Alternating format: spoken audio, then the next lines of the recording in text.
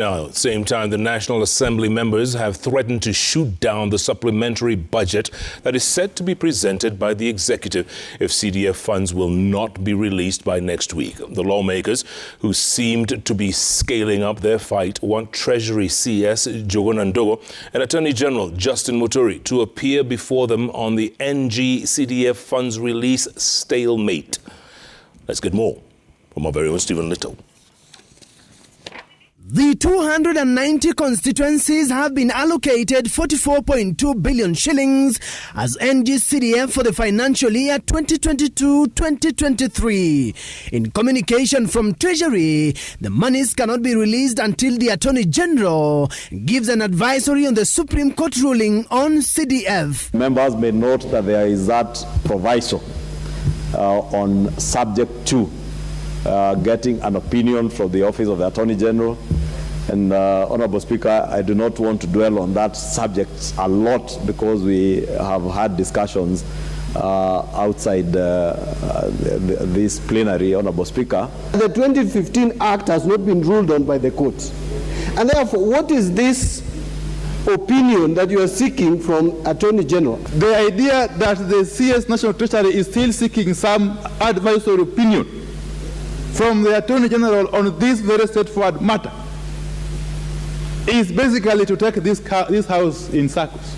Treasury told MPs in a letter to Parliament that subject to the opinion of the Attorney General, it will embark on a disbursement plan aimed at releasing 2 billion shillings on a weekly basis. Encourage the National Treasury, I think the AG's office is just across the road from the National Treasury, to quickly walk to the AG's chambers, get that opinion, and be able to advise the committee. What we require, a comprehensive statement. This is a weighty matter.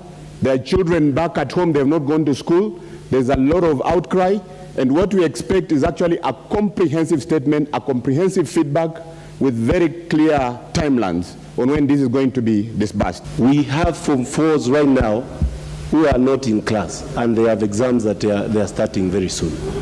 We have Class 8 students, and we have many people who are waiting for that money. If it will mean to have these NG-CDF administered through the Parliamentary Service Commission, then so be it. As the executive prepares to table a supplementary budget, MPs have threatened to shoot it down if the funds are not available in their accounts next week.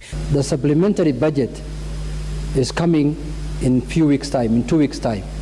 I want to plead with the House that we should not pass that supplementary budget if there is no CDF.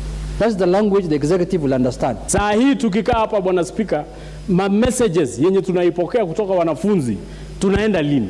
Mnatupea lini? Bwana Speaker, ninaomba kabisa kwamba serikali kwanza i-release hata kama ni 40 million kwa kila constituency ya kulipa fees kwa wanafunzi. This is the House of the representatives of the people of Kenya. We can stop business until and unless the NG-CDF funds are disbursed.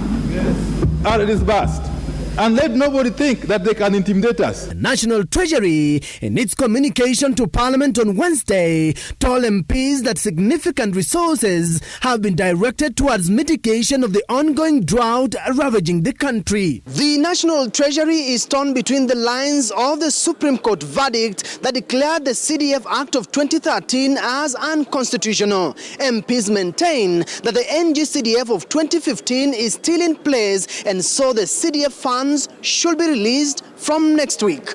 Stephen Little, Citizen TV, Parliament Buildings, Nairobi.